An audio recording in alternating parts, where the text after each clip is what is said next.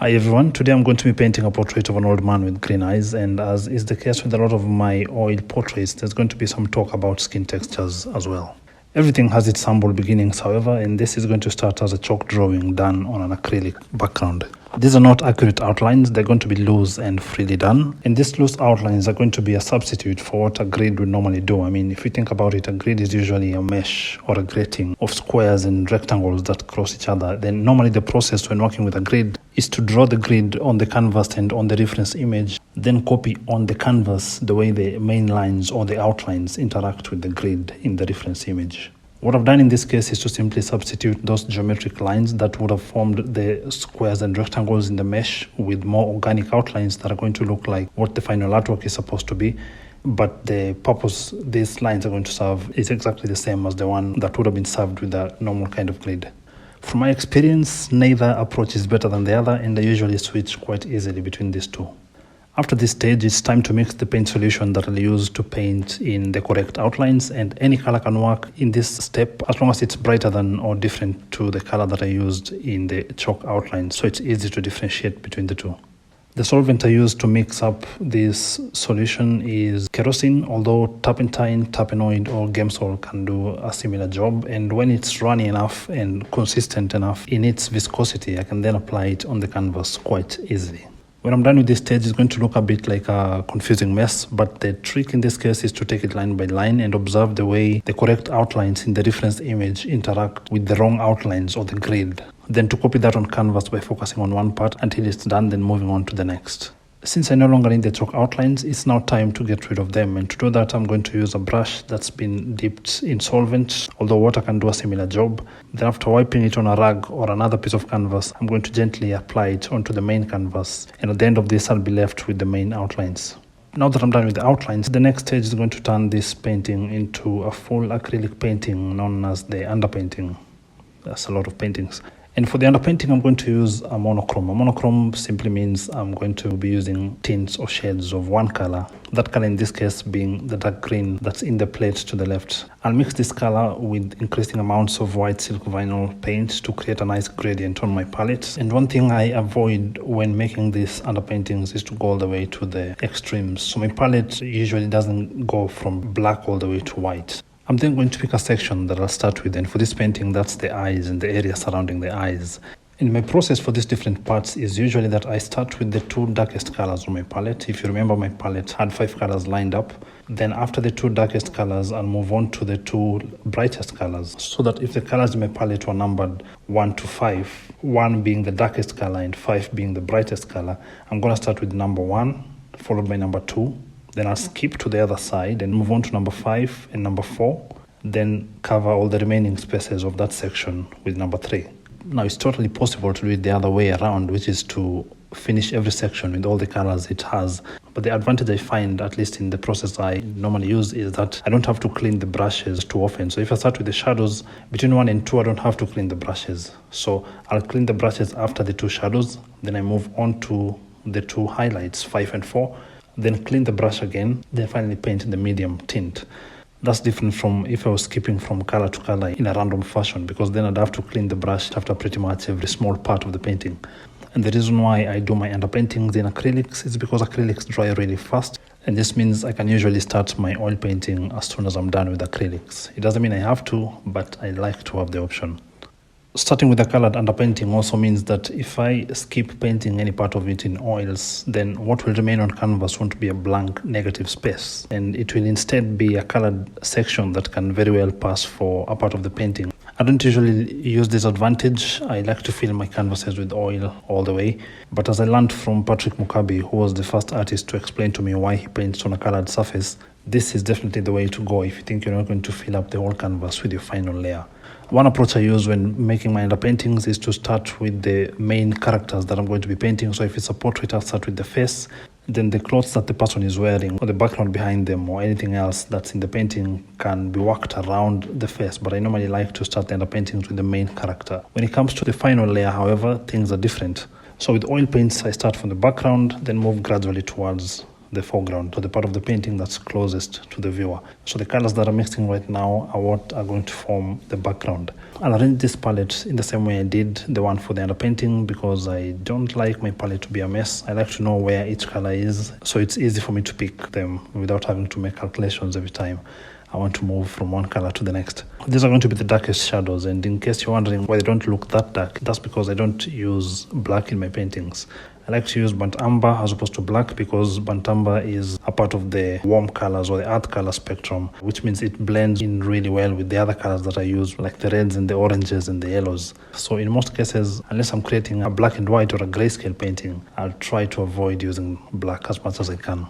I'll then paint all the different colors that make up the background, and when I'm done laying them out as vector colors, or rather without blending in any of the borders, I'll then pick a soft brush and use that to lightly spread the paint on the edges of each section of color and sort of blend it in with the color that's next to it, so that what we have when we look at it from a distance is something that looks a bit cloudy or blurry, as the background that in this case is out of focus is supposed to look in real life.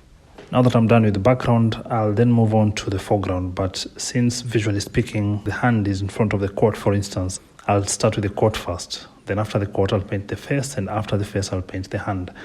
And since the features of the coat are also a little blurred, even though they're not as blurred as those in the background, I'm also going to paint them before the burnt umber dries, so that it's easy to blend them in, then finally be able to focus on the face itself. And now to the portrait. I need the underpainting to be visible underneath the first layer of oil paint, so I can use it, the underpainting, as a guide. And to create this translucent layer, I will mix the paint with the same solvent that I did before when painting the outlines, and use this color to fill up the section of the skin that are going to have this brown look. When this part is done, I'll then paint the shadows and the highlights before the local color dries, so that since the local color is of a medium tint, it's going to mix with the shadows and highlights as I apply them, lightening the shadows a little and darkening the highlights just a little, so that when I finally get to apply the darkest and the brightest colors in the next stage when this part is dry, it would be a struggle to tell which parts have been painted over and which parts haven't yet, because the next layer also has to cover this layer, even though it won't cover it completely the way this one covered the underpainting. Now that I'm done with this part of the face, I'm going to let it dry and move on to the hand. And I'm going to paint this part with the same approach to how I painted the underpainting. In other words, I won't start with the local color like the face. So this is just to show a different way to achieve the same result in oils, which means I'll start with the two darkest colors, skip to the other side of the palette, and paint in the two brightest colors, in this case the nails and the kind of cream color that shows the palm of the hand.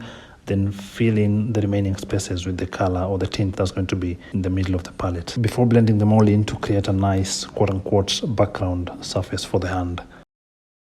After giving it a couple of days to dry, it's now time to create the more intricate textures. Using a small brush, I first start with the shadows, and in this case you can tell that in the first layer, even though some of the parts looked really dark, they clearly weren't that dark because they mixed with the local color, which was a little brighter than them. And that's why in this layer, when I paint the darkest shadows or the pure burnt umber that doesn't mix with the now dry background layer, it's very easy to tell which parts I've painted on and which parts I haven't yet. And so across the face, I'm going to create this kind of textures with a rough brush, because if I use a soft brush, it won't be able to withstand the pressure. When I'm satisfied with the textures, at least the shadows, and now it's time to move on to the midtones, I'm going to start by creating something that can be called an isolation layer. This I'm going to paint using a very light coat of linseed oil, and the function of the isolation layer is to make the paint surface look even. As you can tell, some parts look dull while others look more shiny or more reflective or even darker than others, even though they are the same color. And the reason for that in this case is because since I already laid in two different layers of burnt umber, the one below dried differently to the one on top, because while the former was painted on or attached to a layer of acrylic, the latter was painted on or attached to a layer of oil paints. Oil is more absorbent than acrylic paint, and therefore paint that's applied on these two different surfaces will inevitably dry differently. Another reason why this sometimes happens is because when an artist uses different brands of oil paints, which I sometimes do, their different levels of luminance will make some brands appear shinier than others. So before I continue with this stage, I'm gonna need to equalize the level of shininess across the painting, and that's what the isolation layer will give me. And with this done, I can now move on to the midtones.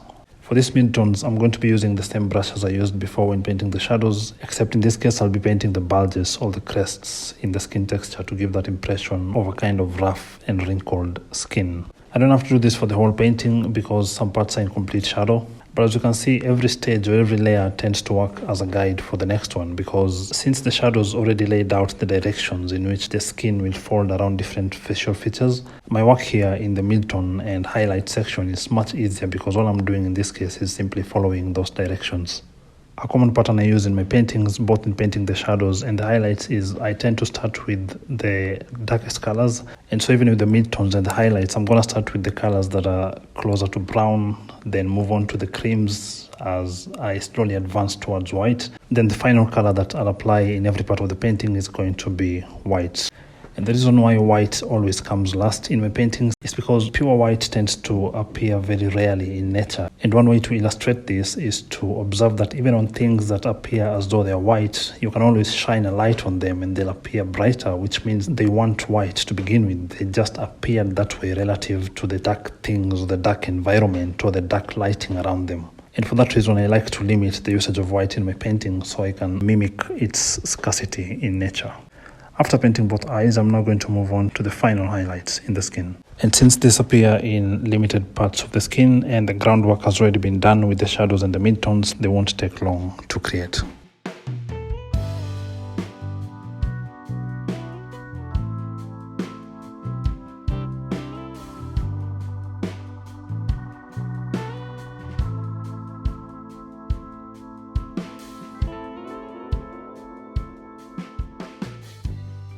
Even for the eyebrows, I'll use the same approach as I did the skin, which is I'll start with the grey looking eyebrows, then finish up with the brightest ones afterwards. The beard won't need a lot of work since most of it is kind of blurred. To create this effect, I'll keep wiping the brush on a bit of canvas as I paint, which is the same approach I'll use when painting the smoke after the skin and the beard have completely dried. Speaking of smoke, I lost the footage of how I painted it in this particular painting, so I'm going to show you how I painted smoke in a similar artwork about 5 years ago and simply allow you to transpose that method onto the painting whose process I'm showing you today. This is again a very dry layer of oil paint, so I make sure that the paint doesn't have any additional medium or solvent on it, so I dry the brush as much as I can before sparingly applying the paint on the area where the smoke is supposed to be and gently rubbing it to show how the fumes will flow around the face. After doing the equivalent of this process to today's painting, we now have ourselves a complete artwork. Different things stand out to different people when they see a painting of this sort, so that could be the character or the age of the person being painted, or the texture or the contrast, or whatever number of things can spring to mind. But in my case, from the beginning of this painting all the way to the end, the one thing that stood out for me was, of course, his green eyes.